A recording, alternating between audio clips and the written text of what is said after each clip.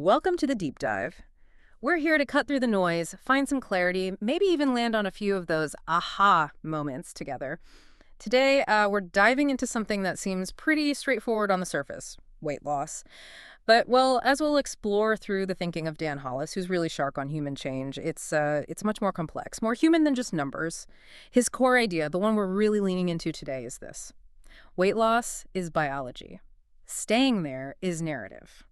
That's such a powerful way to frame it, isn't it? Because for this deep dive, we're intentionally stepping past, just the mechanics, the calories, the scales. We're going to explore that psychological landscape, the one that, well, often gets ignored, but really shows up after the weight comes off. That's where things get interesting, especially when those loud physical cravings start to quiet down and deeper stuff surfaces. And yeah, we'll mention things like semaglutide, but this isn't just about the meds. It's about the bigger human picture of navigating really significant change. Yeah, that quote, weight loss is biology. Staying there is narrative.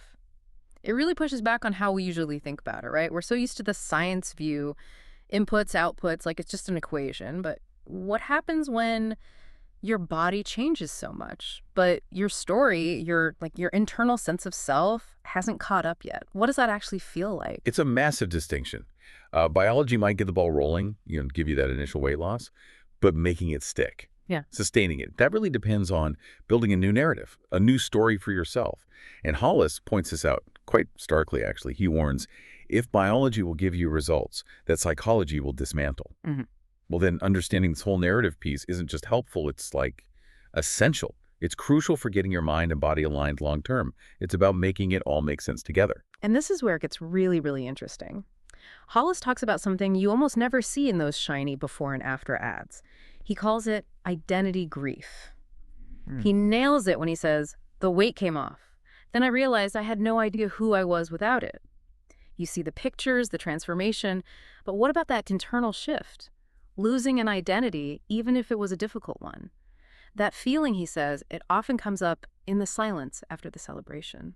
It's a very real thing for a lot of people. I mean, think about it. Food, for some, might have been like emotional scaffolding. Right. Something holding up their emotional world, comfort, distraction, maybe just routine. And when that's suddenly not such a constant presence, people feel lighter, yes, but also exposed, kind of vulnerable. And that quiet space when the sort of constant noise of cravings goes down, that's exactly where the truth begins. Like Hollis says, the real work begins when the cravings stop. That's when the truth shows up.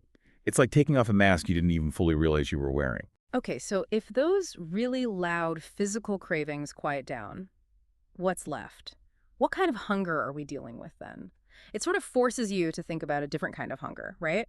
Emotional hunger. We're mostly taught hunger is physical, stomach rumbling. But Hollis reframes it. He says, emotional hunger sounds like a craving, but it's actually a question, a need asking to be seen. Yeah, that insight just flips the whole thing on its head because it's so easy to misidentify emotional hunger. Maybe you're just tired or lonely or completely overwhelmed, and your body translates that into feeling like you need to eat something. Hollis helps us see that maybe what you're reaching for in the cupboard is actually, I don't know, connection, comfort, or clarity, something else entirely. And he doesn't judge it. He just named it. He sees it not as a flaw, but as wisdom misdirected.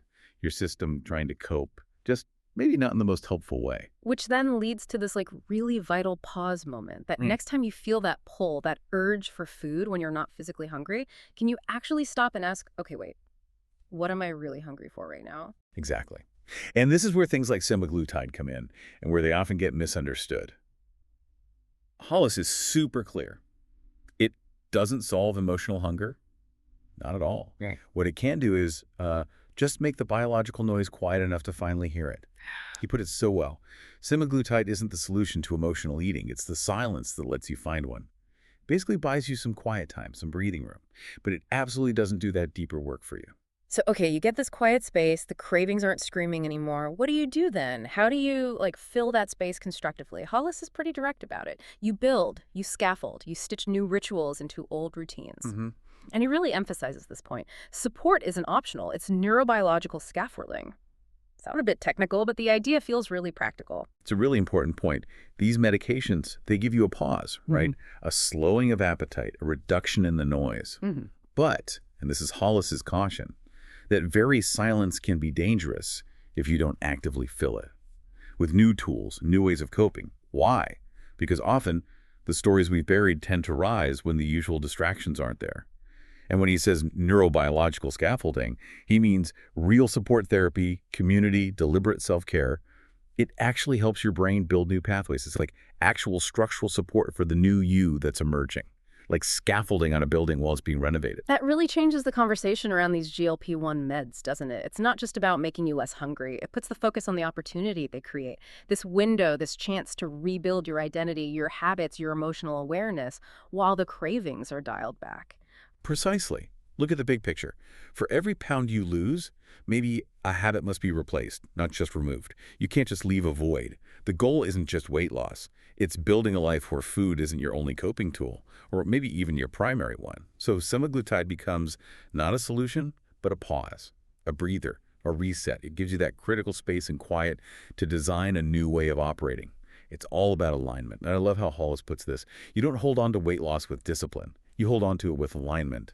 Discipline fades, but alignment sticks. So bringing it all together, what Hollis seems to be teaching is that the real healing, the lasting change, isn't flashy. It's quiet. It's intentional.